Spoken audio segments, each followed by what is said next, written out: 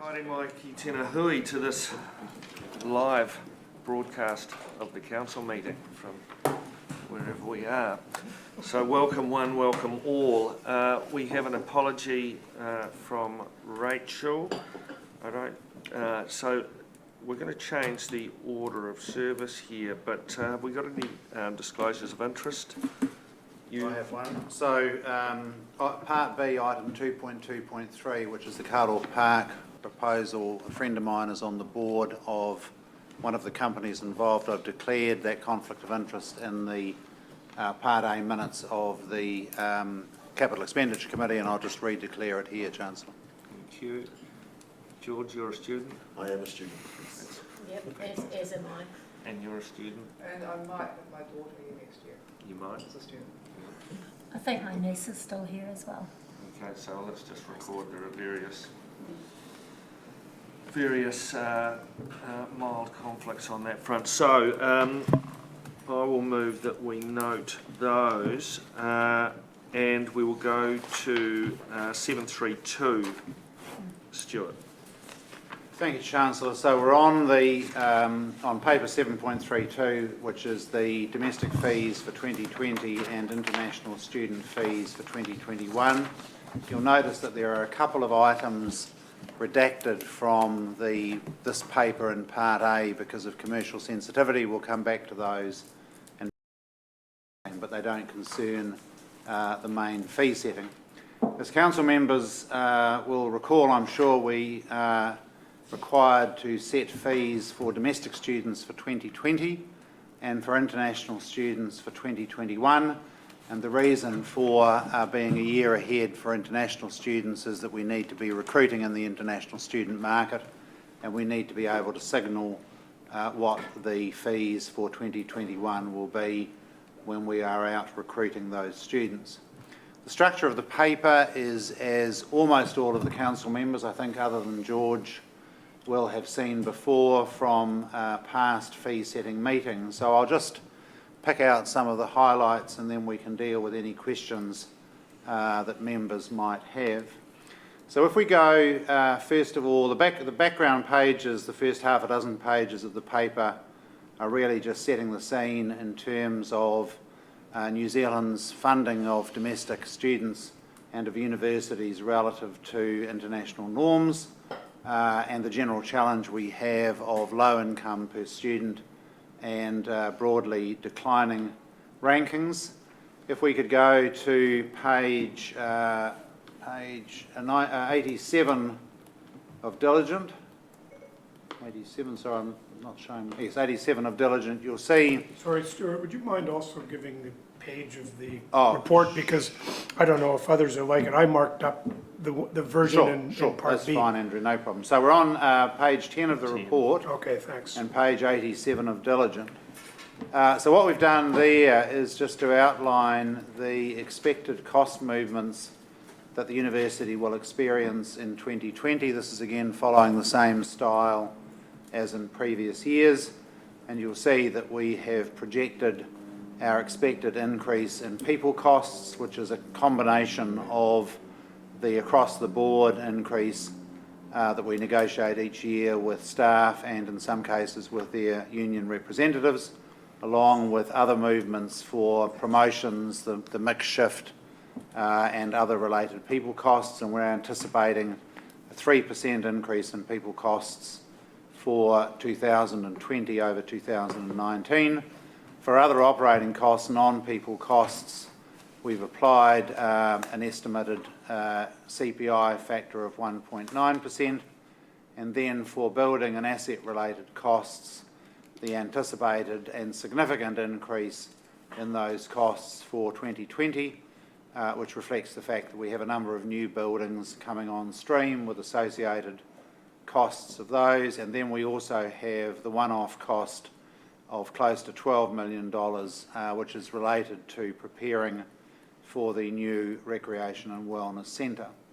If you go to Table 1, the top right-hand corner of that page, you see the aggregation of those different expected cost movements and their proportional contribution to our overall cost structure, which gets us for 2020 to an expected overall increase of 5.7%, which is driven particularly next year by that lump of asset-related costs. If we turn over the page, so 10 of the paper, 88 of diligent, you'll see the same calculations for 2021.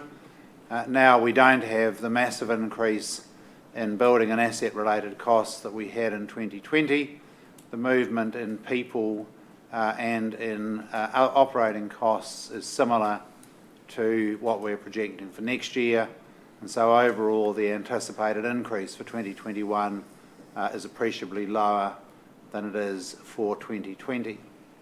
Now, the issue that the university has to deal with each year is shown on page 12 of the paper, 89 of diligent, and that is that our significant revenue streams are controlled by government, and now this is thinking particularly about the domestic fee situation. So you can see in the table 4 on the right-hand column of that paper, the calculation. First of all, if we take the increase in anticipated teaching costs for next year, this year our budget was $525.5 million. If we apply the 5.7%, that's an increase of just under $30 million, taking us to an expected or estimated cost for the same activity. This is assuming our activities are like for like, so it's taking out changes in student numbers, which we expect to be small, and in mix shift, which we expect to be small.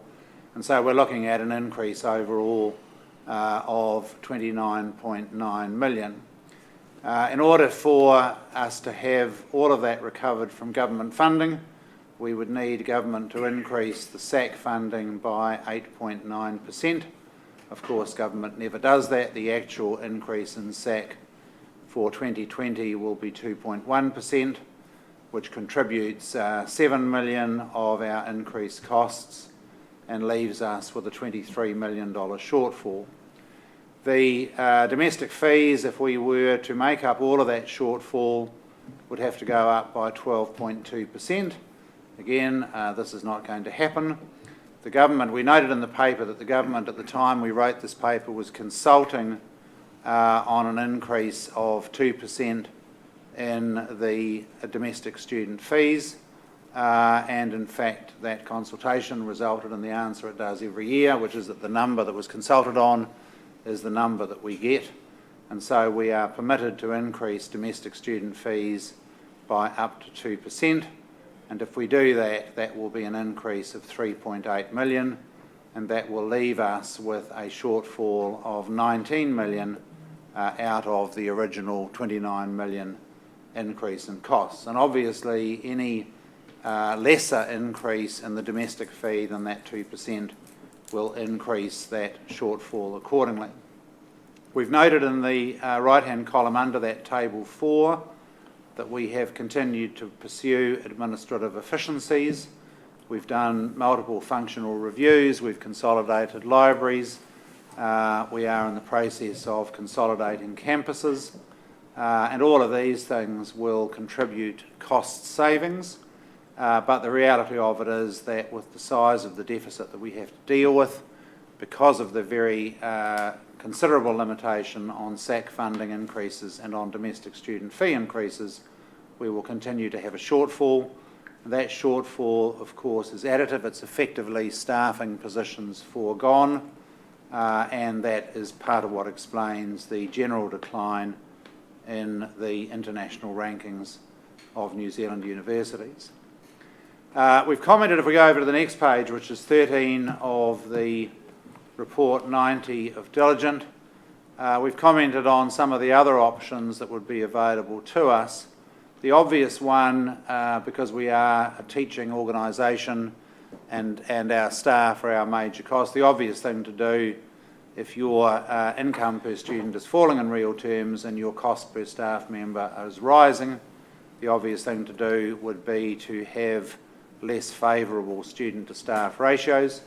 The difficulty with that, of course, is that it makes for bigger class sizes, it lowers the quality of teaching, but it also has a negative impact on the international rankings because staff-student ratios or student-to-staff ratios are a major driver of those rankings. And so we have protected our student-to-staff ratios by benchmarking them against the group of 8 or the group of 7 in Australia, and that means that we have to get savings from elsewhere in the university, and as we've seen in the last year or two, those savings are sometimes controversial. Further on that page, we've commented on other programs, our postgraduate taught programs, postgraduate research programs. Now going over to the next page, and our view is that the only appropriate action for Council is to increase all of those fees by the maximum that is available, which is 2%, because to fail to do so is to increase the deficit of funding that we have to face, which ultimately means that we have to reduce services to our students. If we go then to the international fees, so I'm now on page 15 of the paper and 92, I think, of Diligent. I'm having trouble because my bottom reading bar won't let me see it. I think it's 92. And you'll see there the comment on the market conditions for international tuition fees. Broadly, what we aim to do is to set a tuition fee that is in the lower part of the group of 8 of Australia, because that's about where we're ranked. In the international market, of course, high fees tend to be seen as an indicator of quality, and international students look at that relationship between fees and ranking quite carefully, and so we aim to position our fees in that sort of bottom third of the group of 8. There has been quite a lot of consultation just on that same page, section 5.2, with each of the faculties, so around the general expectation of what we think is a reasonable movement for international fees. There are some variations according to where each faculty is at, how well is their international recruitment going, what programs are they introducing, how well are they ranked in the international market. And so you can see, if you turn over then to page 16 of the report, 93 of Diligent, that we have recommended broadly a 4% increase in international fees, but some variation according to the particular circumstances of the different faculties and where they are positioned in the international market. We go across then the next page, 17 of the report, 94 of Diligent. Study abroad fees. Last year we increased the study abroad fee by 1.6%. These are students who come to us primarily from US universities as packages, so they're enrolled at their home institution. They're spending a semester typically with us, and the fee is paid through the institution. The view of the international office is that given our current fee structure and the increase that we had last year and how we're positioned, and you can see that in the table to the right, that we should hold the fee for 2021 at the 2020 fee, being $12,950, and the view of the international office is that that is appropriately positioned in terms of our continuing to attract study abroad students who are now coming in significant numbers into the university. The items 5.5 and 5.6 we'll come back to in part B. If we could then go to page 20 of the report. Now my Diligent page has disappeared completely, but I'm going to guess 107? 97. Oh, 97. All right, okay. Alrighty, just dealing with the compulsory student services fee again. I think you'll all be familiar with the history of this. The previous government put constraints on what we can charge for through this fee and required a consultation process, which we have gone through. And I would have to acknowledge that in the last couple of years that consultation process with AUSA has worked very well. I think it's been a joint exercise. There's less perhaps conflict in it than might have been in earlier times. And so we've been through a quite extensive consultation through the student consultative group to discuss with students and to survey students as to their views of the priority areas for the CSSF, And if you go to page 23 of Diligent, and that is page, because I lost, 100. page 100. All right, so we're adding 77. Sorry. I'm sorry, my. That's all right. No, it's not. That's For some all right. reason, my page numbers have dropped off the bottom of my screen, but that'll just be my technical incompetence, I'm sure. So just to go to page 23 of the report, or what do we say, 100 of Diligent. You'll see there the four services that students rate most highly, and that's consistent from year to year. Students rate health and counselling at the top of the hit parade pretty much every year. Information on employment, opportunities while they're studying, information on careers, information, advice and guidance, and financial support. So generally speaking, the students in the survey rank most highly those services that are applicable to wide numbers of students, and less highly those that might be more localised, for example,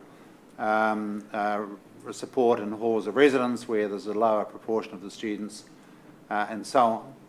And the recommendations, which I can get to fairly smartly on page 25 of the paper, or 102 of Diligent, there are recommendations for 2 additional areas to be funded through the CSSF, and these are out of that consultation process and by agreement with AUSA and the Student Consultative Group. The first one you'll see on that page is an additional $50,000 to be made available for the Student Groups Grant Fund. Student groups are ranked fairly highly by the students in the consultation process, and they're recognised as a very important part of the extracurricular life of students on our campus, which in turn contributes to the success of the students. And then a further $200,000 recommended to be made available to introduce a case management approach for issues faced by students. This partly came out of a proposal from Campus Life, and it then intersected with discussions at the special working group that George and I co-chair. And this proposal is essentially to pilot positions that will be initially in 2 of the faculties, Arts and Science, who will give a first point of call for students who have concerns that they need help with resolving. It may well be that the problems can be resolved where they are. It may be that the students will be looking for advice on where they should take those issues. And so this is a pilot trial which we would hope will be successful, and if so, then we would be looking to fund positions in all of the faculties over time. And so if we go through to page 26 of your papers, or 103 of Diligent, you'll see the recommendations, which is an increase of 8.3% to reflect the increased costs that are shown under section 6.3, and a further increase of 2.9% to fund the activities that I've just talked about. No levy increase for the one-off costs related to the Recreation and Wellness Centre. The university will bear those because they are one-off preparatory costs, and that means that overall there would be an 11% increase in the CSSF to $942.61 per annum in 2020. And then there's a full list in the appendices of the general fees which are proposed not to be changed for 2020. The final comment just to make is that if we go back to the beginning, you'll see that the overall increase in the domestic fees that is proposed is, I'll just have to get that figure just to put that in context.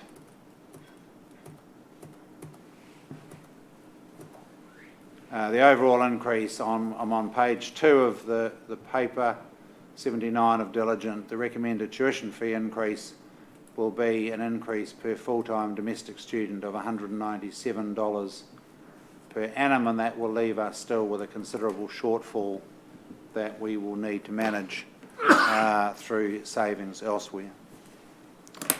So we will go to discussion, and we'll perhaps, George, you got anything to add or anything that you want to ask? Acknowledge your participation and assistance in this. Thank you, Chancellor.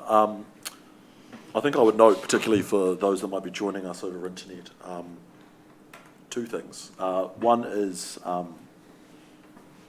in regards to campus care and the additional $50,000 that's proposed for student groups and clubs. I think this makes sense both from a student point of view but also from a governance point of view. It's important that students are coming to the University of Auckland and actually being here physically on campus, and so this move helps greatly in terms of making sure that students feel there is student life, there is purpose to being here. Just in regards to the campus care model that the Vice-Chancellor talked about, this I think will be a really substantial step in the right direction for the university to take what is noted in the student survey as a more proactive role in response to dealing with student issues.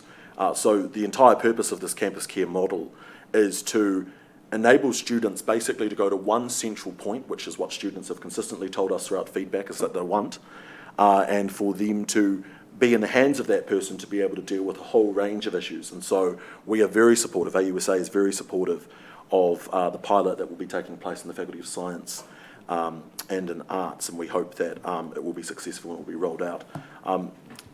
The last point that I would make is, it's convenient for me, particularly bearing in mind the conflict of interest that I have to note in being a student, but also being a student member of council around the decision over the increase in fees. The reality is, as the Vice-Chancellor has stated and has put out in this paper, questions need to be asked of this government in regards to the funding that is given to universities to be able to deliver quality education. And I think it's far too easy sometimes for us as students to play into this narrative of the university is the ones making the wrong call when they decide to increase fees and things like that. But the reality is so much more complex and nuanced. So for those members who will be joining us over internet, those students who will be interested and concerned, I think it's important to recognise the constraints that are on the university in particular, and I think that might be indicative of the way in which I will be voting in relation to these motions. Well said, George. Thank you for your input. So just perhaps eyeballing my way around the table, just this side.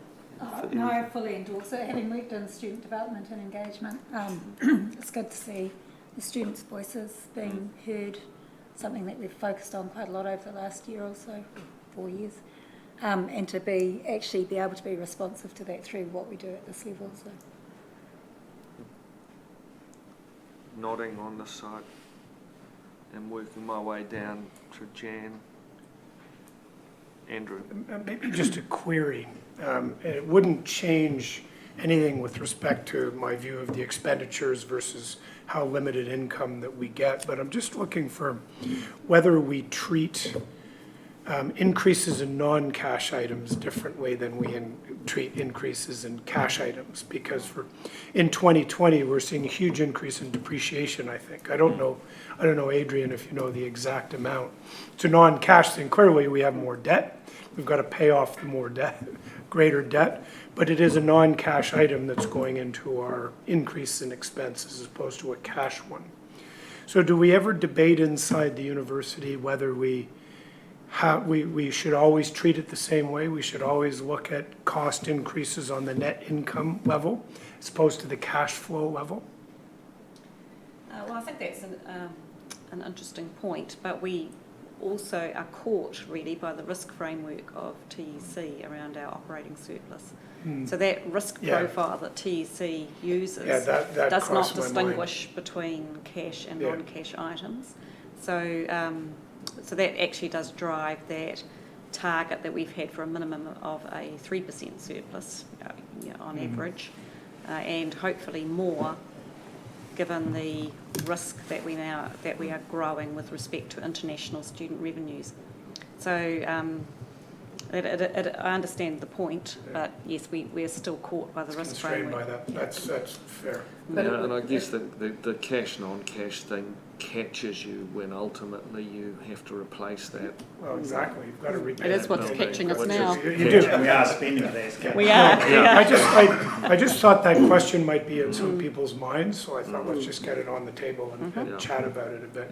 Second one, and this is the reverse, is that we've done better than we expected in growth in international students, and I just query whether we're being too timid in increases of international students, given the fact that we seem to be growing better than we expected to.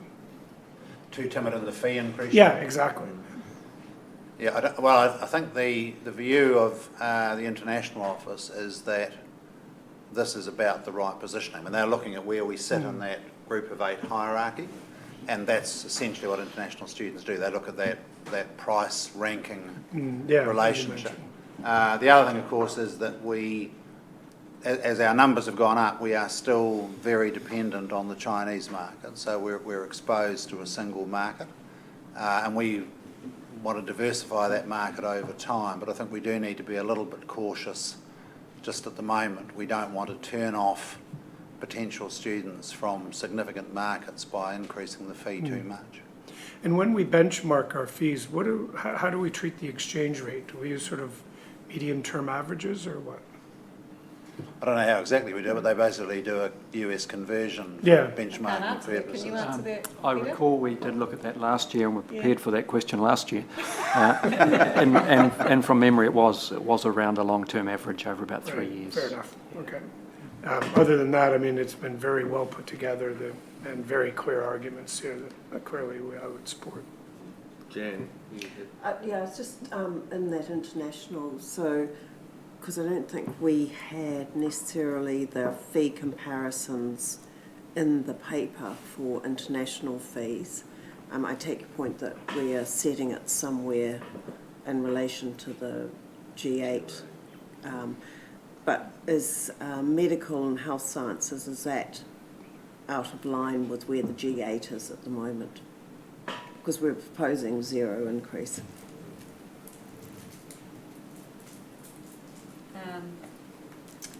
Yes, is the answer to that.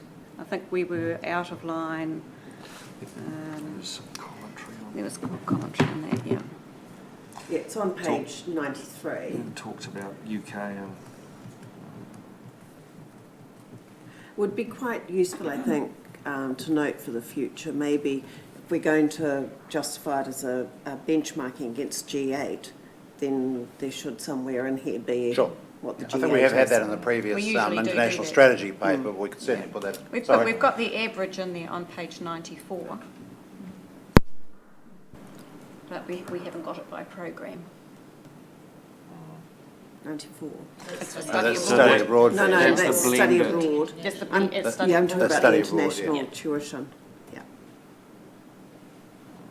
But we can certainly note to put the benchmarking and out of that strategy paper for future years, Jen. Yeah, yeah. Yes, it's in the July Finance Committee meeting Yeah. by faculty. Which we don't get. 450 pages of it. We did put it which- on the Yeah. agenda last time, didn't we? We brought it through into council last Yeah. meeting for August, so it's in your August council papers. Mike. Well, at Finance Committee, we obviously look at this in detail, both for this and right through the year, and I'd just like to make the comment that it's quite a balancing act to get us to where we can actually operate the institution with such modest government funding increases and obviously a modest increase from students as well. And there's a lot going on behind the scenes, sometimes unpopular, but very necessary to ensure we're running as effectively and efficiently as possible and meeting the financial viability, and not least of which is we have an external regulatory requirement to meet as well. No, I agree. There isn't an alternative from my perspective. So Ralph? Well, we discussed this, as Mike said, at the Finance Committee, so I had the opportunity there to ask my questions, etc. So there's nothing additional. I think it's a very well prepared report, argues the case very well, so I'm supportive. So I'm just going to look to the room here. Is there any more further discussion? Any other questions? And I'm getting a no look. And so the next interpretation I'm going to get from your eyes is, are we comfortable me putting all 9 subsets here, or should we perhaps put A separately and the other 8, or I can put all 9 separately? On the assumption that you're speaking to me, Chancellor, I'm happy with all motions being put together. Are we all kind of nodding? I think given the Finance Committee's been across this in such detail, I'm quite happy with all 9. All right, well, that being the case, I will move A through I, inclusive. Mike, you're happy to second. All those in favour say aye. Aye. Against? Carried. Thank you all for the work. And we will revert back to the agenda as put. So we are at 3 confirmative degrees. So by the authority vested in me by resolution of the University of Auckland Council, I, Scott St John, Chancellor, confer the degrees stated upon those who within the several faculties have satisfied the requirements of this university. And on 4, similarly, I, Scott St John, Chancellor, award the diplomas stated to those who within the several faculties have satisfied the requirements of this university. So we will now go to the minutes of 26/8. Is there any discussion on those minutes? That being the case, I'll move. Can I have a second to Alex? All those in favour say aye. Aye. Against? Carried. I don't think there's any matters arising, so we'll just note that. And I we'll go. apologise, I misfound it. In 7, I'm just wondering, was that we actually asked? We asked if the Pro Vice Chancellor Maori could investigate whether membership of Runanga needed to continue having elected members. I thought we were actually asking the other way round. Whether they should be elected when actually they were being appointed. I thought that was the point you'd made. Sorry, repeat that. So it says in 7 at the bottom of the just above it says, Council asked if the Pro Vice Chancellor Maori could investigate whether the membership of Runanga needed to continue having elected members. Because I thought the question was whether there should be elected members. Because How I read that. My recollection was it was to ask, and they were coming back, and then we've got that paper that was kind of redrafted. So we asked them whether they. It should continue to have elected members. Mm. Oh, that's okay. Okay, you're right. Yeah. Okay, all right. So I was going to move. Alex second. All those in favour say aye. Aye. Against? Carried. We will go to you, Stuart. Just on 5.2, Chancellor, just the point about the reason for mentioning the graduation march having been cancelled is not that you were disappointed, but that we were going to use that as the trial run of the new security procedures, and we're not able to do so. So that'll have to be now put back to May of next year. Okay, thank you, Chancellor. Just on to my report. Given that we've got some fairly weighty matters to get through, I'll just pick out a couple of things if I could. The first one on page 1 of the report, or something of diligent. 22, thank you. Just to note that there have been a couple of notifiable events since the last report. One, as noted, the student who received a small splash of acid to the eye, and the other, a contractor who came into contact with an improperly insulated electrical cable. Neither of these resulting in serious injury, but both of them being reported because of their potential severity. And then there was a situation in the new engineering building where a worker for one of the subcontractors received a nasty gash handling glass, and that incident has been reported to WorkSafe by the main contractor, who obviously has control over the site. So a couple of incidents or notifiable events that have occurred, and they have been followed up on by our health and safety team. I think the rest of the report I can probably just take as read and answer any questions given the time, but I was going to just mention two things. One is you'll see under item 2.3 on page 6 of the report, or 27 of diligent, reference to the fact that 4 of our staff have received National Tertiary Teaching Excellence Awards. Again, an outstanding performance from the university. This is now, I think, 15 of the last 16 years that the scheme has been running that we have had at least one staff member named among the top 20 or so teachers in the country, which is a pretty extraordinary result. And on Thursday night, I believe it was, at the National Research Awards, distinguished Professor Jane Harding received the Rutherford Medal, which is the top award for a researcher in New Zealand, and another 4 or 5 of our staff also received awards. So in terms of the nationally recognised performance of our academics, it's been an absolutely bumper year. I think probably that's the only issues I need to pick up on. The KPI data, we're now at the stage of the year where we pretty much know what the end of the year is going to look like, so there'll be nothing very much that's new there. And I think probably I can... Oh, so one other thing I should mention, page 16 of the report, 37 of diligent, we've now secured a site for the South Auckland, I'm not sure if we're calling it a campus, a small campus-like thing. This is location, is that what we're calling? So this is a consequence of our having been unable to remain at the MIT site because MIT are rationalising their own property. We've leased the property at 6 Osterley Way in central Manukau, close to the transport hubs. This will allow us to continue the teacher education program that was at MIT, but also allow us to expand our foundation programs and to provide additional support for students from South Auckland who are enrolling with us and who are, as we know, disproportionately Maori and Pacific students. And so I think that's a really significant advance for the university in terms of the support that we'll be able to give those students close to home, particularly on the days that they don't need to be coming into the campus.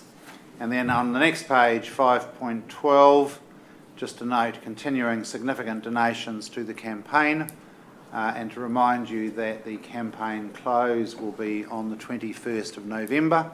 I'm hoping that you have all got at least hold dates in your diaries. That will be where we will wind up the campaign and acknowledge the 7,000 or 1,000 or so donors who have contributed to the campaign and reveal the final campaign total in relation to our target of $300 million. So that's the report, but I'm happy to take any questions, Chancellor. Questions from folk? Just one back in health and safety. Although I think the measles outbreak is fading now, fortunately. Yep. If this kind of thing happened again, or even if this one continues much longer, is there any merit in considering vaccination program for university staff and even students? I'd have to ask that question, Mike. We have been managing the measles outbreaks very carefully with the public health authorities. I mean, when I was a boy, which was a long time ago, measles was just something you got perfectly normally and we didn't think anything of it. Now, I suppose, because most people are vaccinated, the impact on those who aren't is quite considerable. But we can check that. I'll get Wendy just to make a note of that. We can check that with the health and safety folks. There has, I think, also been a shortage of vaccinations, of course. So if we offered to vaccinate large numbers of our folks, that would potentially be problematic. Yeah. But the public health authorities have been very good in helping us to track and isolate people who've turned up with measles through whatever classes they've been in, and we seem to have had relatively limited spread of it, but we can certainly ask that question. Because I think that the impact potentially on an organisation is that if you do end up with a number of infected people, they're then off work for 3 or 4 weeks. Not because they're sick, well, partly because they're sick, but partly because they're infectious. Yeah, that's right. Got to isolate. A number of businesses are doing it, particularly for critical roles. Yeah. Okay, we'll make a note of that and have a look at it. other questions? Stuart, just under the accomplished staff, I mean, fantastic the awards that we've got, in particular Jane's. But is there any way to get a feel for the universe of awards? Because we see it in sort of regular updates, but we don't really have a feeling for the universe. Cool. So is getting too distinguished out of how many, teaching awards. Is there? Do we have so 2 out of 20 is not as good as 2 out of 10 scenario, and what the trend is year on year? Sure. I'd have to think about that. Let me go away and think about that one. We get for the National Tertiary Teaching Excellence Awards, we could certainly get historically the number of our winners relative to the total number of winners and a profile by institution. That wouldn't be difficult, I think. Yeah. And for the research awards, we know the awards that are made. There are 6 or 8 of them made each year, which is why our getting 4 or 5 of them this year is reasonably spectacular. But we could pull out probably the last 10 years' data. Because if we're kind of measuring, and it'd probably be helpful for the next Vice-Chancellor as well, because she won't necessarily have that context, but if we're going to measure progress against, what you'll see in both of them is, I think what's spectacular for this university and the teaching one is that we appear in 15 of the last 16 years, and no other institution would come close to that, particularly for an institution like ours where it's claimed that only research matters. In the research awards, what we'll see is it'll be up and down. We feature most years. Some years we'll get 2, some years we'll get 4. But because we are such a big research institution and have so many of the top researchers, we will be disproportionately represented in that group. We could pull those numbers. There is also, of course, the issue that we are never going to win everything. Even if we had all the top researchers in the world, there is a tendency to want to spread the recognition around, which is not unreasonable, and so that'll limit the trends. But if we suddenly started getting 0 year on year, you'd be concerned. Sure. Now, let me see if I can get one of our researchers to pull out that information. Just for significant ones. Yeah. The second point I had was on, there's a point in here about a major incident. Where does that go to and how do we handle it? Because it's obviously a sensitive issue, but... sorry, where are you in the report? Now, 41. 41. 20. An investigation into serious misconduct.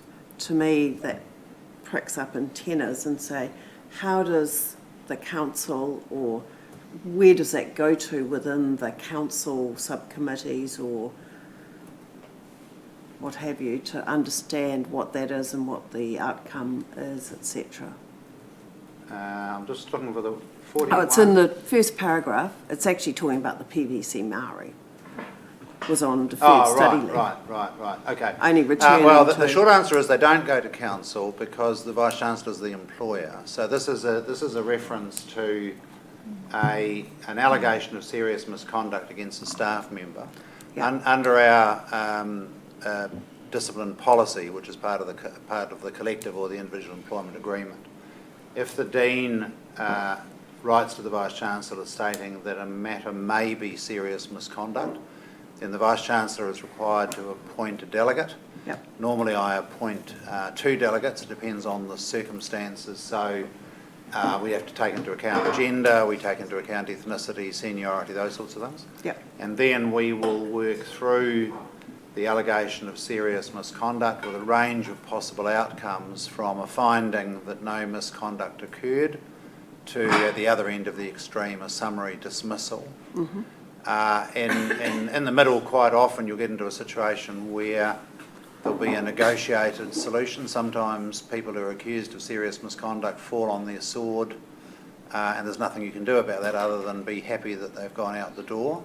But we don't report them beyond that HR process.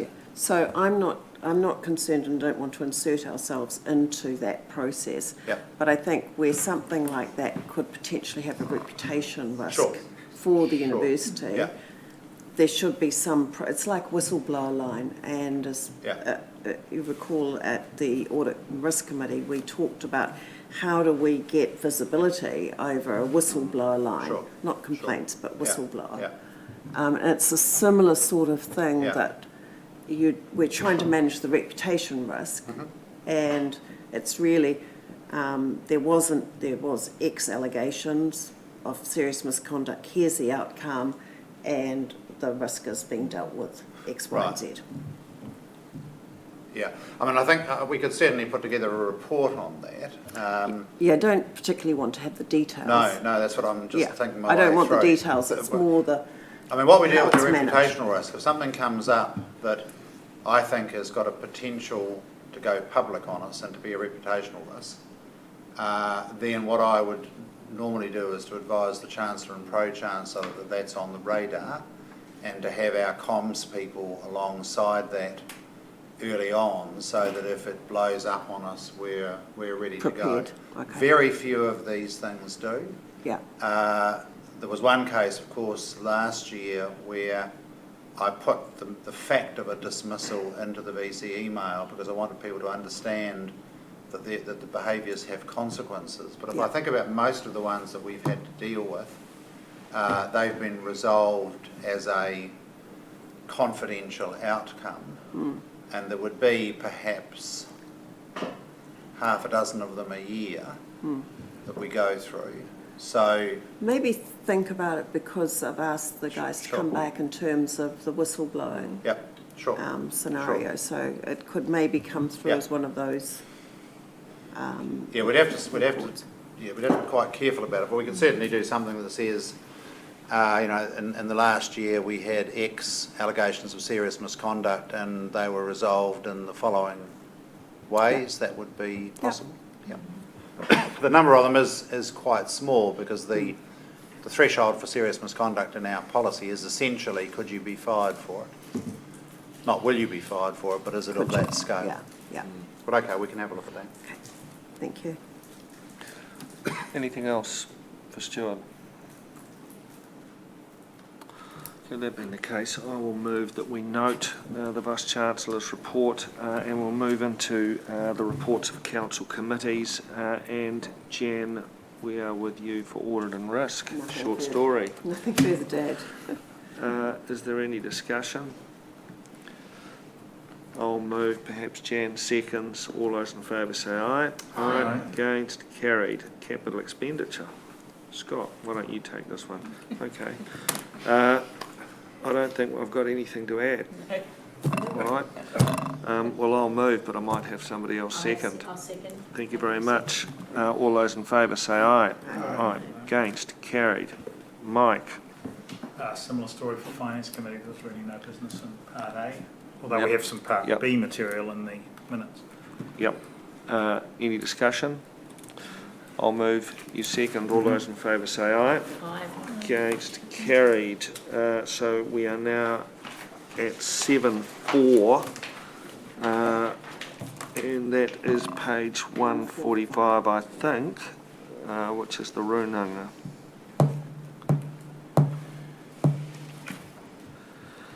So, who's taking us through that? Sounds like I am.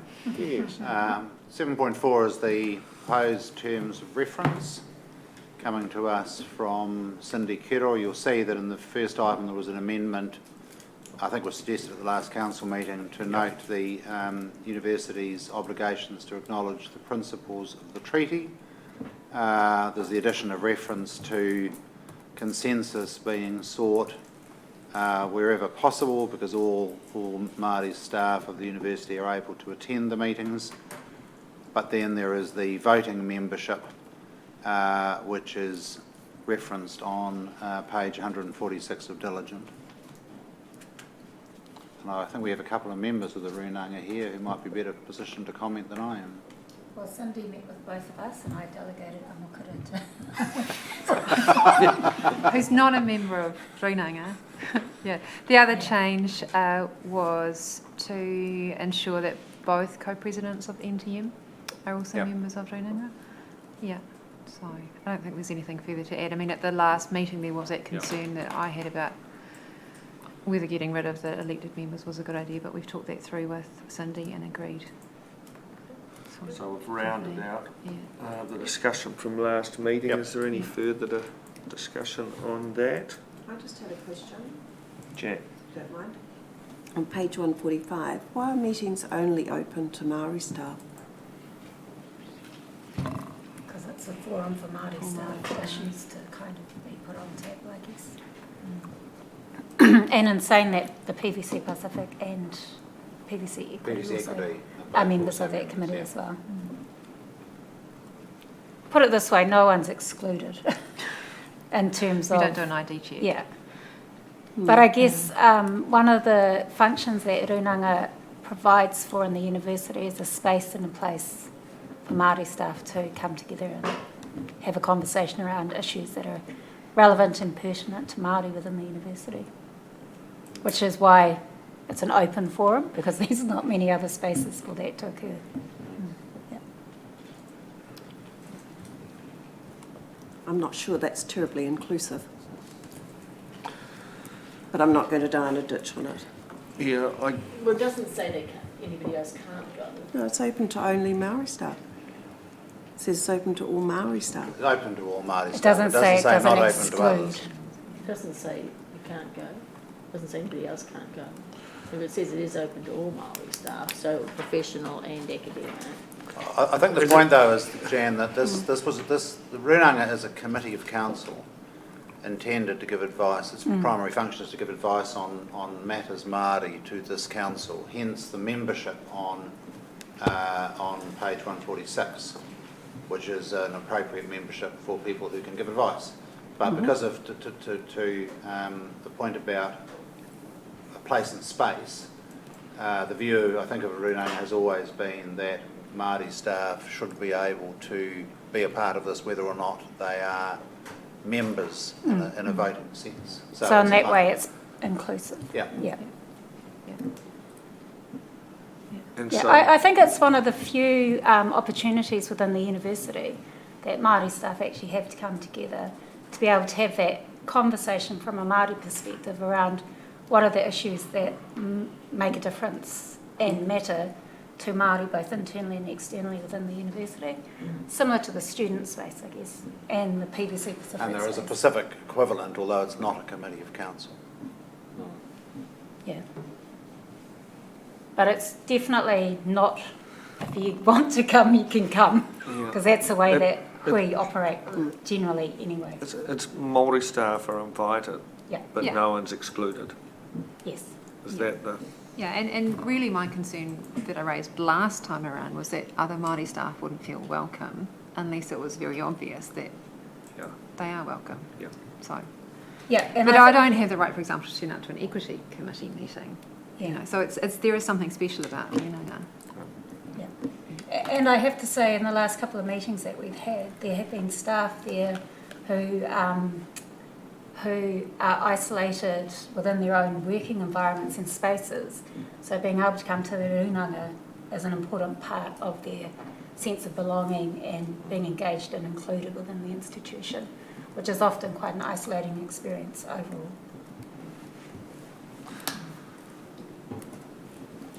Other discussion? So, I will move, and perhaps Kath, if you could second. All those in favour say aye. Aye. Against, carried. And we are at student appeals, and from memory, that's It's me. you. Pretty straightforward what the paper says. I'm happy to take questions if anybody has any questions. We had all the members of the committee were present. Discussion on that? Do you have a lot of appeals? It's probably one a year. I mean, that's the first one I've chaired, Right. and I've been on the committee a couple of years. Probably slightly less than that. Just think of- I've been on for years, about 9 years, I've been about 5. Yeah, we don't see them 2 often. years then. Yeah, But they're always difficult when they come though. Oh, I'm sure. yeah, it takes Very it takes a personal. huge amount of No, time. no. Very personal to those involved. Okay, so that being the case, and thank you to all involved. I'll move, Andrew, if you second. I think it's just noting it's received. Okay, yeah, I'll second that we All those in receive it. favour say aye. Aye. Against? Carried. So we will go to the report of Senate, which is number 8 on page 151. And Stuart. Yes, so in John You Morrow's steerage. absence, the only issue I think of significance in this report is the review of the Department of Mechanical Engineering. There are a number of year-on progress reports that Senate was generally happy with the way those other reviews are progressing. But you'll note on page 151 the review of the Department of Mechanical Engineering. The review was generally very positive, commenting on the collegial spirit of the department, on its leadership, on the role of technical staff, on the efforts being made to improve the retention and recruitment of Māori and Pacific students, but also identified a number of other areas that the Department of Mechanical Engineering should focus on, and you'll see that Senate is recommending that review be received, and that will go through the process. It'll come back in year-on reviews and so forth. And I think that's probably the only major thing, aside from on page 153, members might want to note at the top of that page the reference to the amendment to the regulations to introduce the provision for third-class honours for bachelor's honours postgraduate degrees, and this comes from the Faculty of Engineering, where essentially the majority of the students undertaking what we might call the regular engineering degree are undertaking an honours degree, and so they had the situation of students passing that program at a modest level of achievement but not graduating with honours, and Senate was comfortable with the proposal that there could be a provision for third-class honours, although to some of us that seems inherently odd, but anyway. And that's, I think, the only things of particular significance in the report, Chair. Thank you. Stuart, on that last comment, the term first class, second class, third class is obviously very historical. I note for postgrad diplomas and the like, we use the terms distinction and merit, which have an inherent more positive sound to them than third class. Don't know why. Is there Down below the waterline. I wonder if ever in the future there might be a case for aligning the terminology to something that might be a bit more marketable. Third class in railways. Yes, it does. That's what it kind of conjures up images of. Perhaps, I mean, this is a funny thing in engineering because the students are going into a 4-year honours degree as opposed to a 3-year degree with an honours year on top of it. So I suspect, and then of course the level of honours has an impact on your eligibility to go straight into PhD and various other things. So I suspect that they'll be happy with the third class honours line. So would third class honours get you straight into a PhD? No. First or a 2-1 gets you into a PhD. So do law do honours, right? But do They they? all do honours in engineering. Yeah. And law is an extra one as well. It's tacked onto the. Yeah, law is extra. Well, yeah, whatever it is now. And but they don't do first class or second class, do they? You either get honours or you don't in law. Because it's a different degree. Okay. So the issue in engineering, if I may speak, Yeah. was around the fact that most people, even though they did the honours course, they were getting a Bachelor of Engineering. Oh, right. So this enables them to get a Bachelor of Engineering honours in recognition of the fact that they've done that work, but not up to second and first class. So that was the Can you do a third 3-year degree? No, can you do a third In year? engineering, Oh, no. that was the That's the issue. point. Yeah. So, It's a 3. It's not a 3+1. It's a 4 by definition. do we have other 4-year degrees? Law is a 4-year degree. It's about to become a 3-year degree. Yeah. Law is a 4-year degree.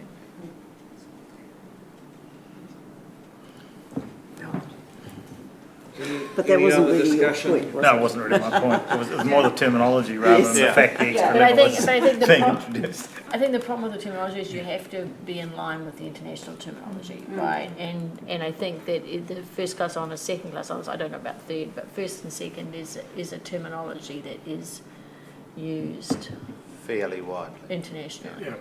Is third class used more? It is used in some cases like this, and it would be in 4-year degrees. You wouldn't see it, I don't think it's typically see third class where it's a 3+1, where you're in an honours year. So in a similar situation to this. Yeah. Work hard, get first class then. Seems Exactly. to be the best policy.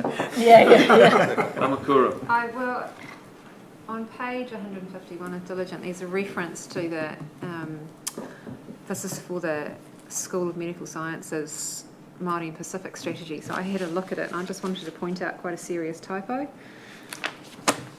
It's, on 151. There's a reference to it. So I then had a look in the Senate papers just out of interest to see what was in it. And the policy, well, the strategy here is whakapika ake, which means to bring the axe down on the heads. And it must be a typo. Yeah, so if we could just... What is it? Oh, yeah. Oh, yeah, it's picky, not Oh, there you go. Okay, Thank right. you. So if we could just note that, that's quite serious. Yeah. One letter makes quite a big difference. So we should speak Picky sternly needs to to lift Paparani. I'll let you do that. What's going on? So I think we'll note that and leave Right. with the Vice Chancellor to notify whoever needs to be notified. Nice catch. Yeah, that we're using violent language. Okay, so I will move that the recommendations in Part A of the report of Senate from 23 September be adopted in Part B and C be noted. Stuart, you happy to second? Yep. All those in favour say aye. Aye. Against? Carried. We don't have any correspondence from me apart from the pastoral stuff, which will catch up a little later on. I don't think we've got anything under the seal, so... I've got the deed of lease here, Oh, we've got a deed of lease, I Yeah. couldn't find it. just to be noted, Okay, just in the papers. right, well, we'll move that we will note that, re the Stanley Street property, and we will go to 10.2. Do we want to, is there any Just discussion the on student this? was It's pretty apparently given the straightforward. wrong class of honours in error, and this is righting that error. So it's all Okay, straightforward. so I will move that that's received, that we rescind and that we confer the Master of Professional Studies Food Safety with first class honours. Can I have a seconder, please? Alex, thank you. All those in favour say aye. Aye. So we will now move to pastoral care. So, Michael, welcome. If anybody doesn't know Michael Reynolds heads our accommodation team. Come over here, Mike. Approvals. Pardon? Under 12 and 11, there were approvals. 10. Recommendation with, Oh, it's, yeah, okay, it's 9. okay. Michael, back with you. Right, so I'm going to assume that you've all read the memo, probably not every page of the very, very long appendix. That was partly because this memo was sent both to you at Scott's request, but it will also formed our October 18th submission to the TEC. So that's it. So I'm happy to entertain questions if there are any, or any specific topics somebody would like me to address. Yeah. Yeah, incredible amount of information and a huge amount of procedures and so on. I had two questions when I read it. One is, how long have these sort of in aggregate been in place for the university?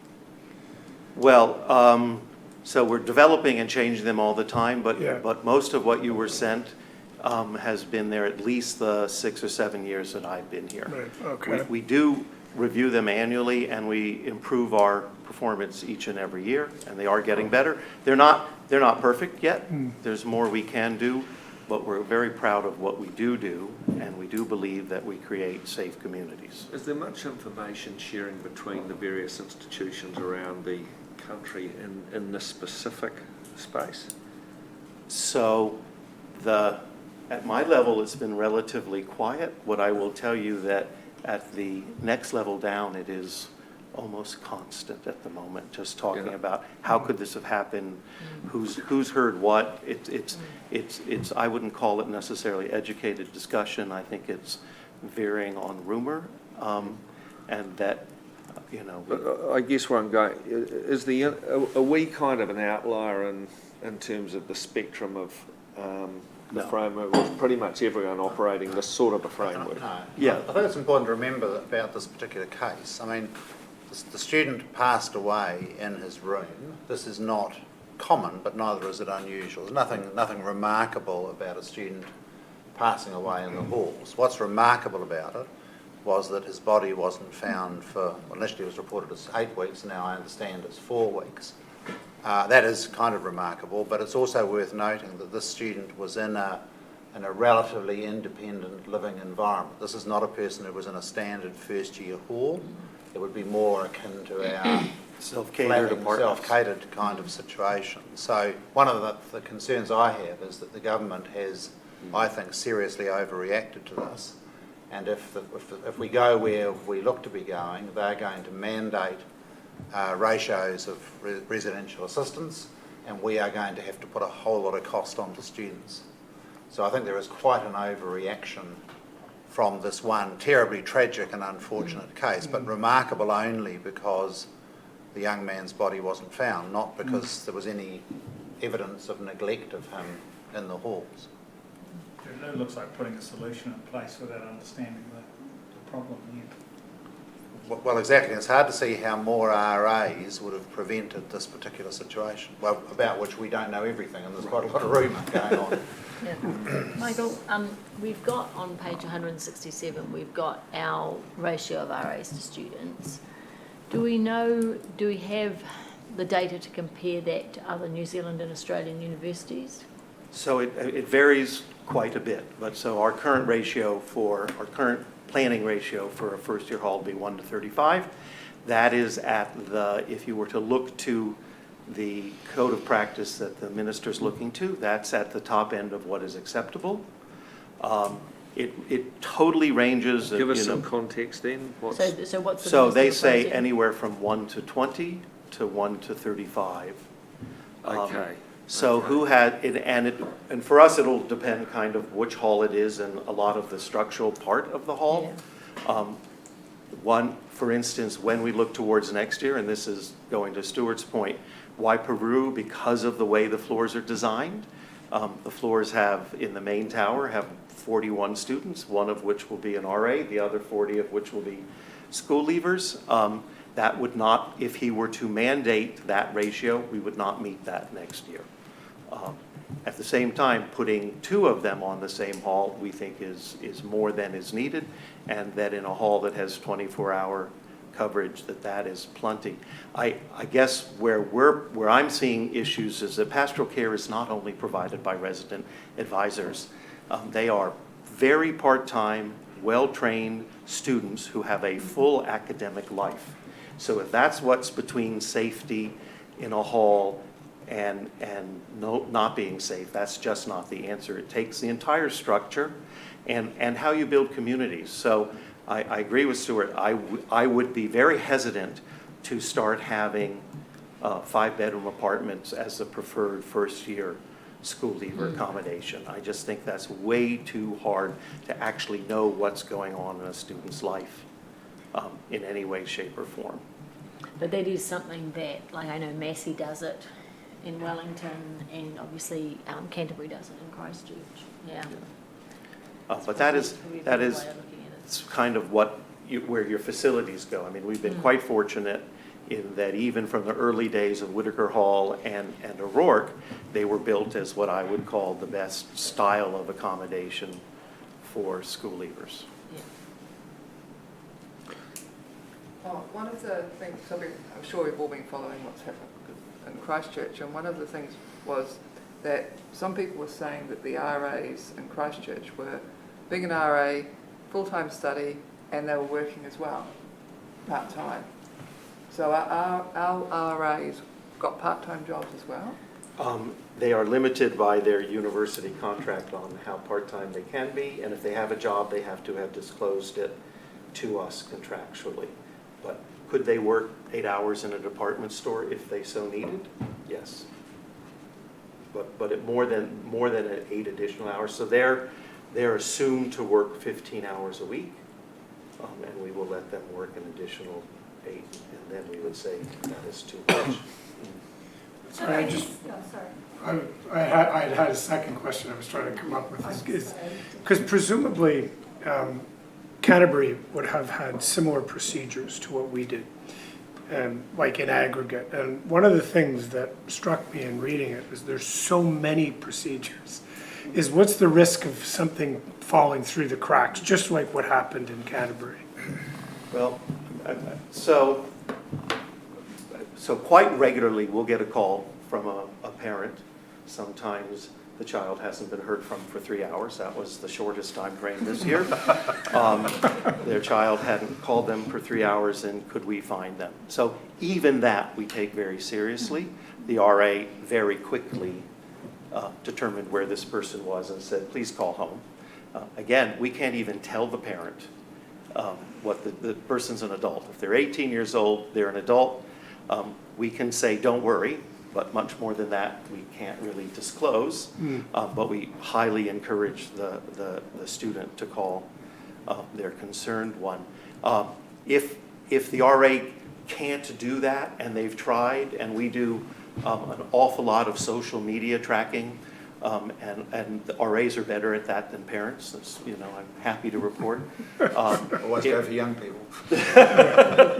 We would then elevate it. So the principal theory of once we're in reactive mode is that, the RA's not out there by themselves. There's a second on call who is a full-time professional staff member, and there's one of those on call 24 hours a day. If they can't handle it, goes to one of the 2 area managers. And if it's really a student who's been missing for 20 hours and we've done everything we do, I'll be notified. And then I will struggle to determine whether I need to wake Brendan up in the middle of the morning. I will point out, rarely do these things happen 9 to 5, Monday to Friday. And it really is about knowing what patterns are. The last one that was concerning that we debated about was somebody who was used to calling his parents every day. They were used to it, and he went on a hiking trip in the South Island. He told 2 of his friends here. It never occurred to him there would be no cell phone coverage, because where in the world is that true? And he was on a hike, and there was no cell phone coverage. So we were able to determine where he was, and eventually, it all worked out fine. But it is actually having all of those very, very close connections and knowing patterns. We ask that if a student's going to go away for more than 1 or 2 days, they let us know. They can walk out the door and not do that. Kathy, you had a Oh, question? no, I think Michael just answered my question. So I guess the RAs only form part of a bigger system of support and networks, and I guess it's that confidence that all of our systems are working and talking to each other, so that if the situations that you've just described happen, that we've got a mechanism to be able to front foot it. And my other question associated to that is, because one of the issues that also arose was, how come no one told me that he wasn't attending lectures? So it's that joined upness between the accommodation and the university. So we don't know, and we don't get a weekly report saying that somebody's not attending lectures, and in many of our lectures we don't actually take attendance, so that would be a pretty meaningless report. Yeah. So we rely much more on, well, how come Sally hasn't been eating meals if it's a first-year hall, or particularly in apartment living, if there's 4 people in an apartment, even if you're not best friends, you're going to notice if somebody hasn't been there for a day or 2 and didn't mention they were leaving. And that would be mentioned either to an RA or to the front desk staff when they're leaving the building. And we do that. And we can track, most of our accommodation is electronic key in, so we can see the last time they keyed into the building, not their room per se. Michael, on that vein, and particularly if you think of the circumstance in Christchurch and maybe the one in Victoria, what's caused the government reaction here and the fuss is not finding that someone had died. We don't know why they died, so it's a separate issue. So looking at our procedures, which are very good and very thorough, that early stage of detection of someone being missing doesn't appear to be addressed in the procedures at all, or at least I couldn't see it. Well, so I don't know how you procedure that, but so in a first-year hall, for instance, the RA is living on the floor with them. Presumably they have friends, and even if they don't, they would then be known to us as somebody to worry about because we would have noticed they have no friends, and we would be tracking them more closely. We certainly, at any given point in accommodation, there are more than a handful of students who we are deeply worried about and monitoring extremely closely.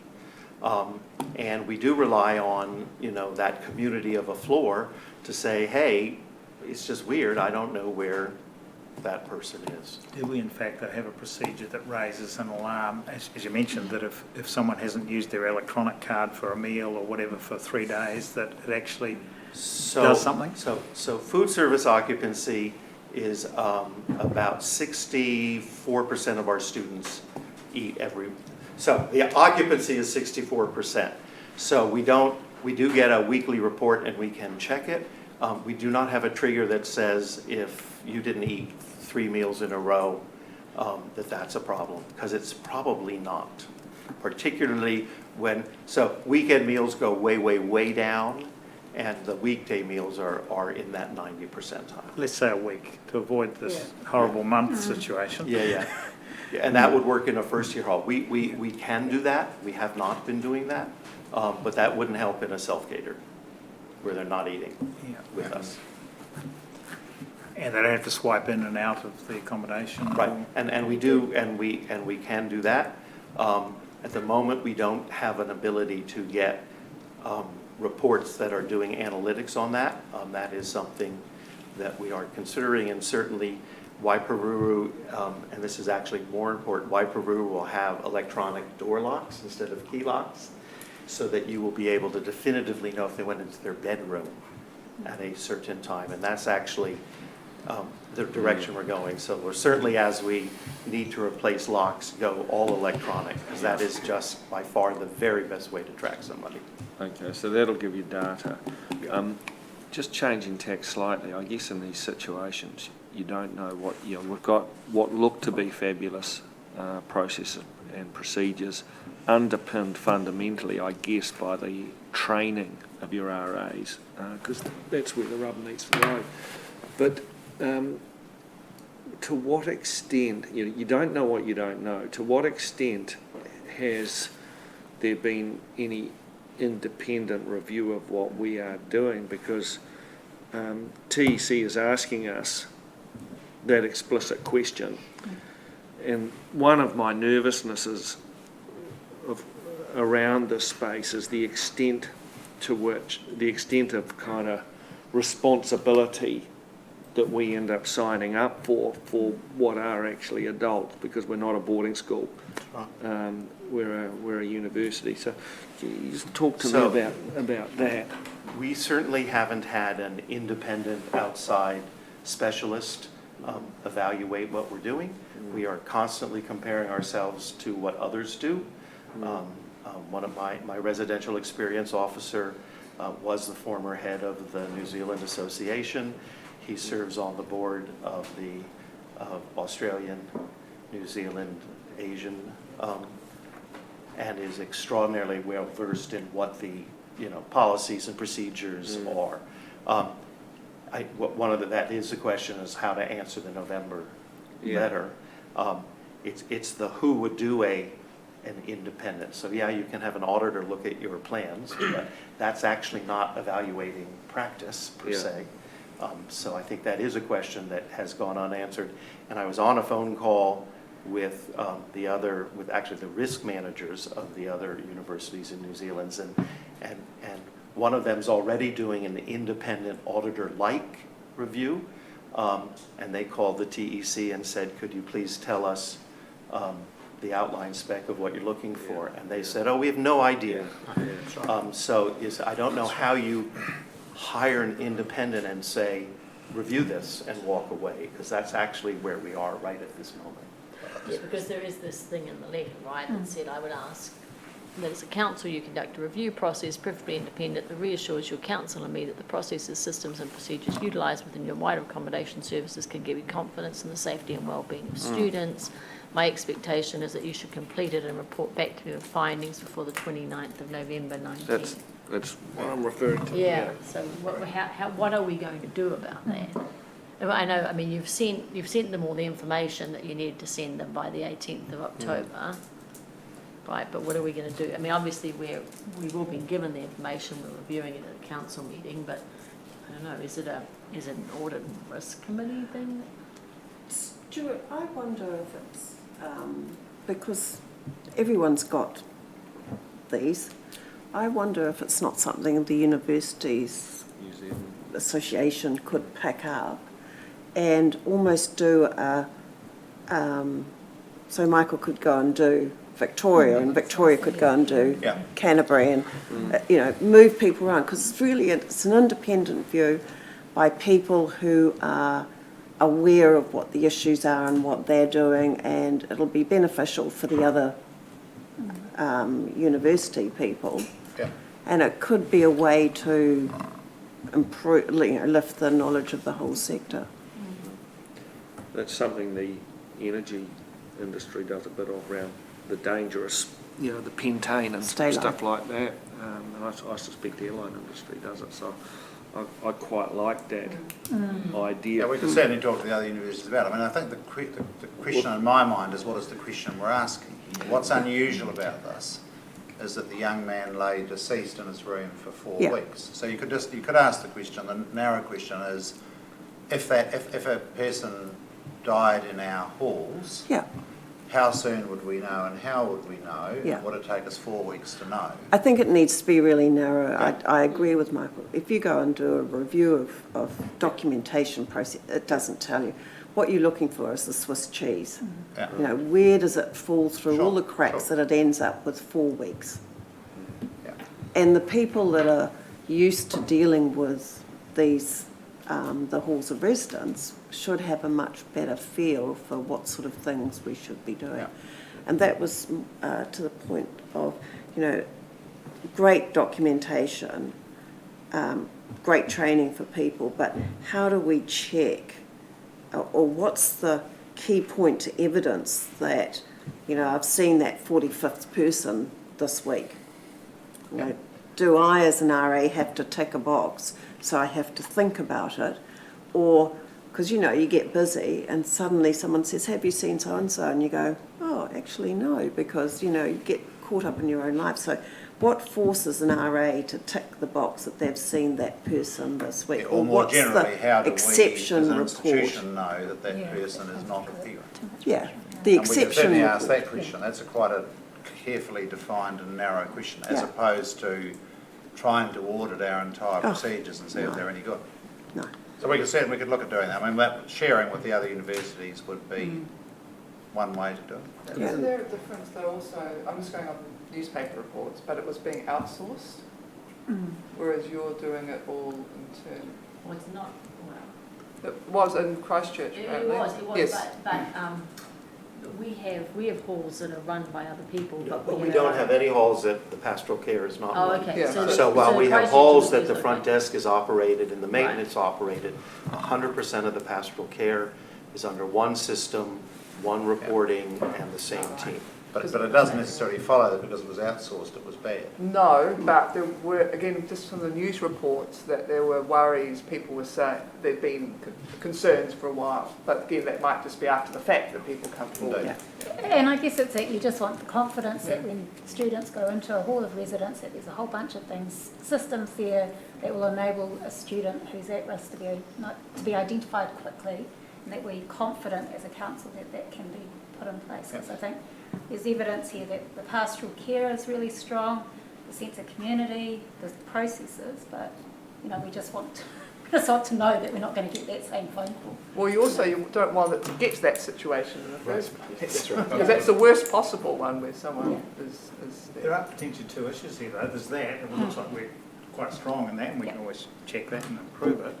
The thing that's caused the knee-jerk from government and media doesn't appear to be that. There's an assumption there was a pastoral care problem. Yes, exactly. No, that's my point. That led to the death of the student. Yeah, if the young man had been found 3 days after he died, there would be nothing in the newspaper. No. Yes. What's unusual is the 4 weeks that started off as 8 weeks. Yes. So that's why we have to be careful to be about the question we're asking. That's the only thing that makes this Very narrow. unusual. Yeah. There's an independent investigation, I think, of the Christchurch. Too good, Joyce. Yeah. Right, so we should probably wait for that to come out at some Well, point. we and don't look at- have time, right? Right, so We've that's got not this due by to 29th of Christchurch until the November. 15th of November, and they're not sure when or if in what form it will be released. That'll be next year. So without wanting to put words into people's mouths, the way I'm kind of feeling about this is that I'm relatively confident in terms of the rigour that has gone into the framework that we have around pastoral care, in the context of there always being some room for improvement. We see some areas such as the electronic piece where we will continue to enhance what we have, that we are not of a mind to initiate an independent audit, because we don't think that that's necessarily going to deliver us anything of value, but that we do see some potential merit in peer review type processes where institutions are going into other institutions to cast fresh eyes over what we and the sector are doing. So that is a little bit on the spur of the or on the fly, but I'm wondering whether that is what we go back to TEC with. Thoughts? I agree. I think that was an excellent way to approach it, because, if you try to find global best practices, they could be all over the place on this, because every country is going to do it differently. They're going to have different expectations. We do obviously have very extensive systems in place, and I'm sure the other universities do as well. And to me, it would be the most effective way to do exactly what's been suggested. So have Michael go to another university, and because you're so familiar with, you're familiar enough, but you're still objective. So I think it's probably the real risk here is where we started, that we end up the industry ends up laying a whole lot of unnecessary cost on this, so that we can count every student. And the whole point about the TEC is Tim Fowler is asking for assurance that the students are safe. There's no evidence that this young man wasn't safe. Yeah. He passed away. It's unfortunate, it's tragic for him and his family, clearly, but there's no evidence that Canterbury provided an environment that was unsafe. So I think we do need to make a distinction between finding there's a problem and finding it early on the one hand, and the global provision of support to our students. Yeah, there's a distinction, as you say, safety and well-being, and well-being is really the whole, has somebody noticed he hasn't come out of his room? Sure. Yeah. I mean, I think in fairness, if he had been slowly dying over 5 days or 7 days, the ministry is saying, how would you ever pick that up? There is a preventative side to this, which is, I think, to a degree reasonable. But we just need to be assured that one way or another, those aggregate systems will somehow deliver, so-and-so, we haven't seen him in a week or her. What do we do about it? It's switching from reactive to proactive a little bit. Yeah, but I think the best way to be proactive is to make sure you have communities of people who care about each other. Yes. And, two people living in a 5-bedroom apartment is not particularly going to give you the maximum benefit of that. Kath or George? With that. It's, for the most part, my experience as a first-year student in one of the halls was very apparent to RAs if you weren't, kind of there or something was up, because the RA was so closely connected to the students on the hall and everyone was communicating together. So it's building that, and I actually think, in credit to what we have here, there's a lot of good work done by RAs and accommodation to build that community. Two questions that I had though, Michael. One was just in regards to the kind of training rubric that are given to RAs, or that sets out RA training. Do we ever bring in external facilitators or Depends external on the topic, parties? but we do bring in quite a number of external. And we work with them in terms of tailoring that training. Yeah, absolutely. Yeah. And then my second question was, obviously we're putting a lot of pressure on our RAs to kind of fulfil this, and that's front of mind. I think actually it'll be interesting to see how campus care as a model can kind of work with this as well. Leaving that to a side though, what support is there for RAs? Well, there's enormous support. First of all, let's start with each other. University of Auckland is slightly different than other schools. Their job is the pastoral care and the care of our students. Their job is not event focused. They're not out there planning parties. That has nothing to do with their remit. Their remit is to make sure our students are safe, learning, and making those connections so that they can be successful. And that is probably a slight point of difference between our resident advisors and those of many of our peers.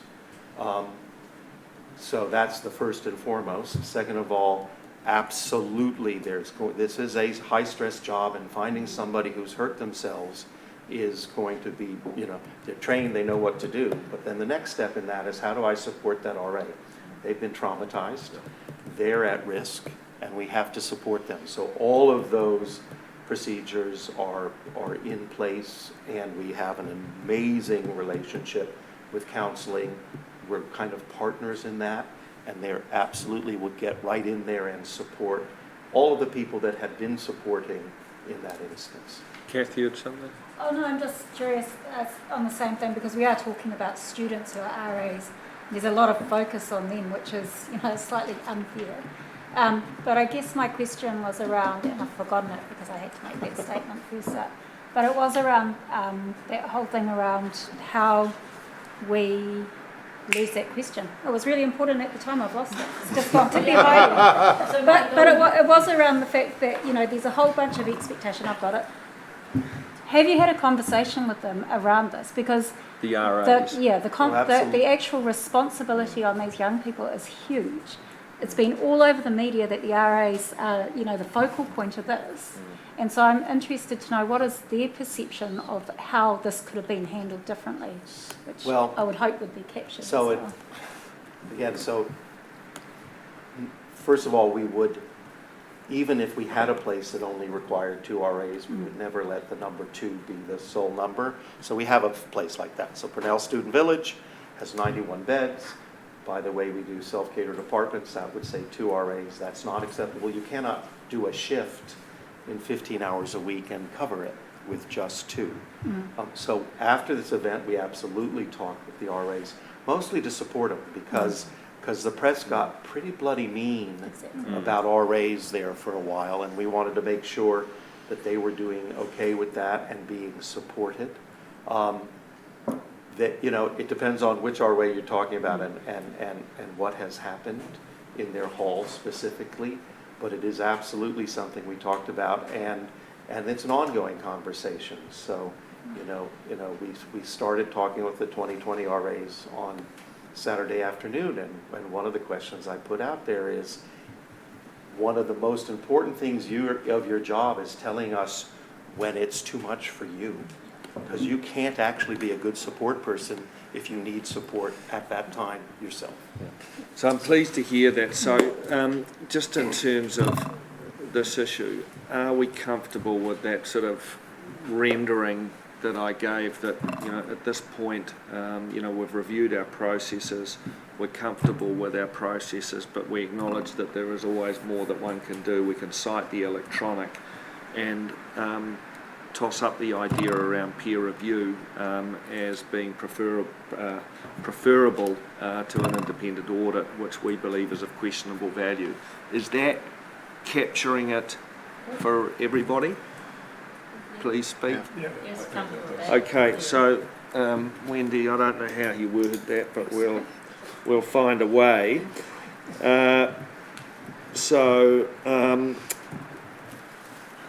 I think that deals with that matter. Is there anything else anyone wants to discuss on that? I will move that we note that and that we respond to TEC on that basis. So, honorary degrees and... Thanks, Michael. Yes, thank you, Michael. Honorary degrees and awards statute, which is page 276. 276. Is there any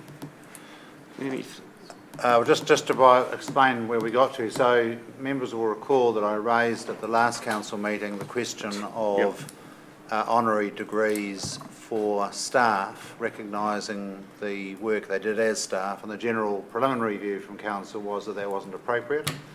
I took that back to Senate to consult with Senate. They were not averse to the idea of our being explicit that people don't get honorary degrees for work they did as a staff member.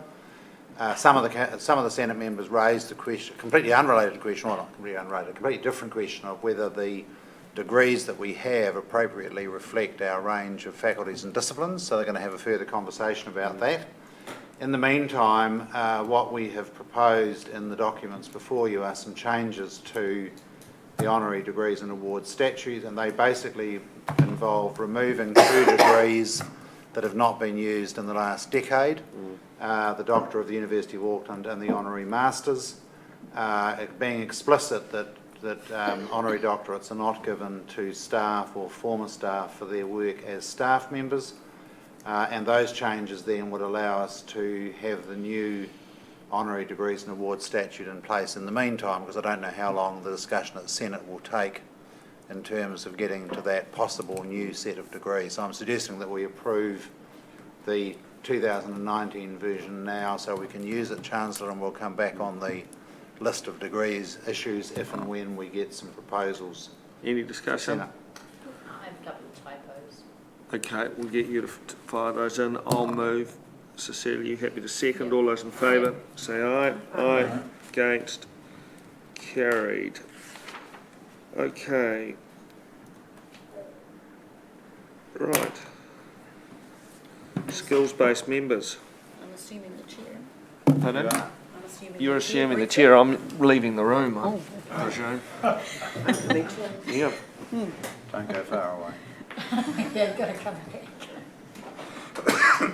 So I'll invite the Vice-Chancellor to speak to his paper on page 280 of Diligent. Thank you, Registrar. I think it's all straightforward. As you know, we have 2 skill-based members previously in the old constitution referred to as co-opted members, being Jan and Scott. Both of them have terms completing at the end of this year. Both of them are entitled to further terms. Both of them have indicated a willingness to serve. It seems to me that, particularly through the transition of Vice-Chancellors, there's good sense in having experience around this table. So I'm recommending that both Scott and Jan be appointed as skill-based members, each for a further term of 4 years, and I will so move. Happy to move. I think it's, we're very lucky to have them. And they've put in a lot of time for the university. All those in favour? Aye. Thank you. So we then move to the election of Chancellor. I've also got to do that. We've got to get Jan back in for that, don't we? Yeah, I missed that. Oh, Yeah. then she's I okay. said that, but I didn't- Musical chairs. So you're electing the Chancellor. It's got really cold. It's raining outside. So I'd like to call for a nomination for Chancellor. Scott. Do I have a seconder? Yes. Okay, any other nominations? Thank you. So I'll put that to the vote. All of those who would like to see Scott as Chancellor, please say aye. Aye. Thank you. So they get the Chancellor back. Okay. Do you need me to leave as the Pro-Chancellor? Sorry? We haven't had a nomination yet. No, I know, but I am currently the Pro-Chancellor. Do you want me to leave? I think we should just not persist I with the don't, charades, just get on with it. I don't really want to move. You can stop the Well, wait till you hear the discussion. Oh, there you go, that's our Well, hopefully next year he'll run the meetings on time, because he's well behind at this stage. So where are we? We're up to through 11.3, election of Pro-Chancellor. Pro-Chancellor. You're going to call for nominations. I'm going to call for nominations. I've got one. I'd like to nominate Cecilia. Are there any other nominations? Second, all those in favour say aye. Aye. There you go. Congratulations. Thank you. So, student representative. So is there, have you got anything that you want to raise on that matter? Oh, no, just that I've met the student representative, Johnny, and AUSA looks forward to having a really cooperative and productive working relationship with him. It's really important that the student representative on council is supported, because obviously so much of the materials that come to council are informed by other committees, which AUSA has representation on. So Johnny and I have agreed that we'll work quite closely to make sure that he's up to date, particularly with Senate papers. AUSA has representatives in Senate, and I think that's really helpful when Senate sends council, pages. We have an orientation process too, though, Yes. don't we? So someone Wendy does, arranges meetings with all the committee chairs. Yes. Yep. Okay. I thought we had a thing that Senate members of staff that weren't on Senate are on Senate, so surely the same thing should happen for a student? Sorry. Yes. Members of staff elected to council who are not automatically on Senate are then appointed to Senate. Yep. Alex is raising the question of whether we should do the same thing with the council member who is a student, which we can do. There's no problem doing it. We'll just have to take a change in the council, what do we call it, Wendy, in terms of reference? Yeah, because in the past it's always been the AUSA Yeah. president who is by right on Senate, Sure. so yeah, We can do that. I think it's sensible. Yep. 'Cause There it's- were student representatives who were elected when there were two representatives, though, and I don't believe they had a connection to Senate. But yeah, certainly No, we'd be so supportive. when the council size changed, that was one of the things that came. Yeah, we can do that. Okay, we'll So, make a note of that. so Johnny is not part of the AUSA. No, he is he's independent. Yes. Okay. But you're right, we used to have that one where you could have an elected student and AUSA, and that elected student wasn't on Senate. I think it's probably, I mean, have you found being on Senate valuable? Yes. Good answer, George. Good Because answer. also that means that they don't have to sit on all the other committees, so, yeah. To be put, I'm confident in AUSA's ability and in our working relationship with any student representative that they don't have to be on Senate to be a proper student representative on council. And bearing in mind that Johnny is and other student representatives will be full-time students who will have to attend a lot of meetings, among them AUSA meetings, which I'd like them to come along to. I don't think it's strictly necessary for them to be on Senate, but if council wanted them to be that, then of course I wouldn't be opposed. Well, running Senate's complicated enough. If you're happy we don't need it, I suggest we leave things the way they are. Yep. Okay, Yeah, well that sorry, being... the only comment I would make on that is that AUSA has representation all the way through other committees, whereas this person wouldn't have any sense of that because That's right. and so when they get to Senate, they've already seen all the other information. I don't know, But but I'll leave it that's- to George yeah. to kind of. That's why it's so critical that we have that Yeah. regular relationship. So, I mean, I can't speak to AUSA's relationship with other student representatives, but Johnny and I have agreed that we'll meet on a monthly basis before council meetings. AUSA also has a student council similar to the student consultative group, where we engage with the presidents of faculty, school and representative associations. I've asked Johnny and he has agreed to be a part of that council so he can engage with the views of our student community. So I'm confident that we have that working relationship there. I also think it puts the onus on AUSA to make sure that we're engaging with the student representative, whoever they are. Yep. Okay. Okay. I think the other thing that's a bit troubling, I don't know what we can do about it, is we've got 300 votes out of, I'm assuming, 40,000 eligible students for the council representative, which doesn't strike me as being a very positive thing. Whether there are things in the future we can do to encourage more interest among the students might be a question. Yeah. Was there like, did everybody like stand with the platform, or was it just if you knew people? I mean, how well connected are you, sort of thing? The things kind of happen online more than they happen on campus, and so I think that's part of it.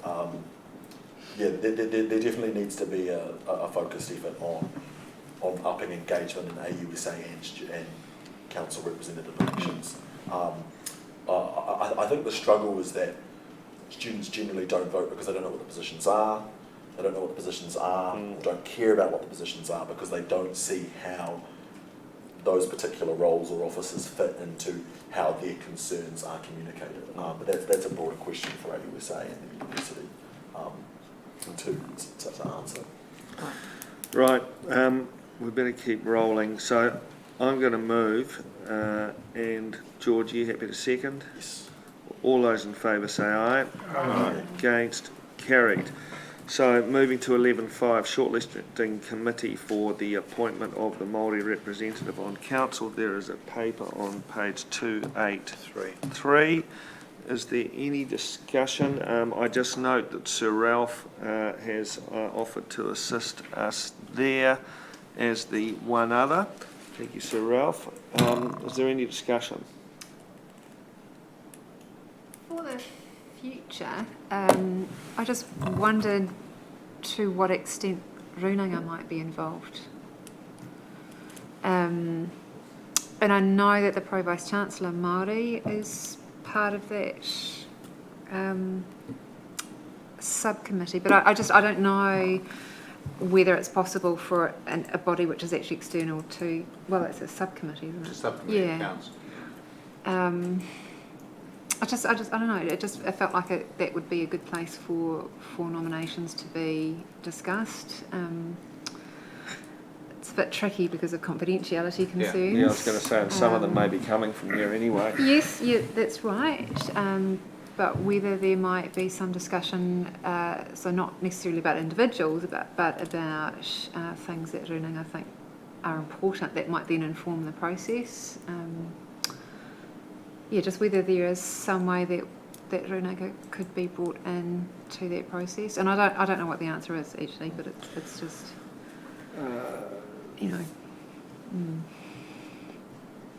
And these processes are every how many years? Every 4 years. Every 4 years. Yeah. So for the future, it's just I'm thinking for the future. Okay. It's Well, too late let's to deal with it now. That being the case, I will move, and Amakura, are you happy to second? All those in favour say aye. Aye. Against, carried.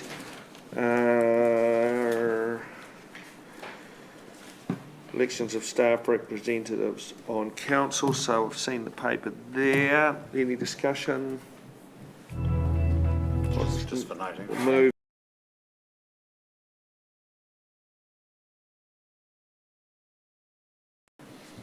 This must be an emotional time for you because this is your last meeting. Well, I'm glad it can be captured all on camera. That's right. And that is why we are doing it in Part A, because this will be preserved for forever. But we have really appreciated having you here. You were parachuted in here at short notice. You've been a fabulous contributor.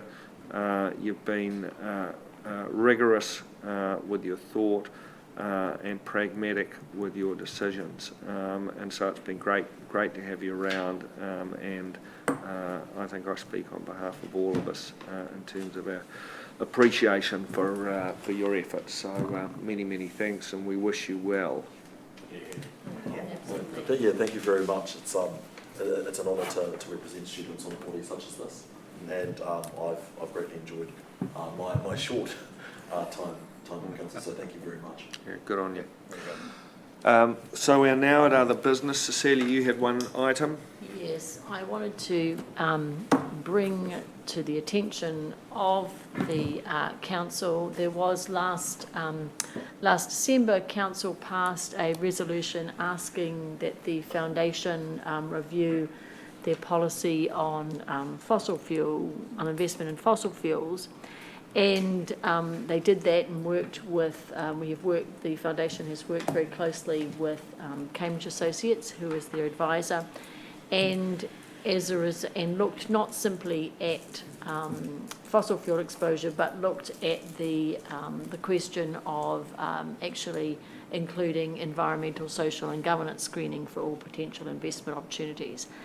And but the decision has been made that due to the increasing availability of sustainable funds options in the market, we have now committed to moving to zero fossil fuels exposure in the investment portfolio over time, using the Carbon Underground 200 listed companies as the measure, and that is sort of a standard investment measure that's used.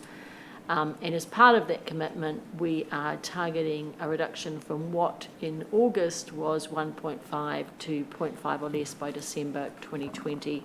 And I believe that we are already at 1 in terms of the decisions that we had made at that time. So just wanted to report that back. Councillor, remember this is something that Anna brought up last year. So any discussion on that? All I would say is that the students greatly welcome the decision of the Foundation. Fossil Free UOA, who've been an active, officially recognised student group, have been pushing for this for quite some time, and we're very happy when the decision came out. So yeah, greatly welcome. Right, so that's the end of part A. We're having a 1 minute break. We're not, we're having a 5 minute break because our 5 minute break. We're having a 5 minute break.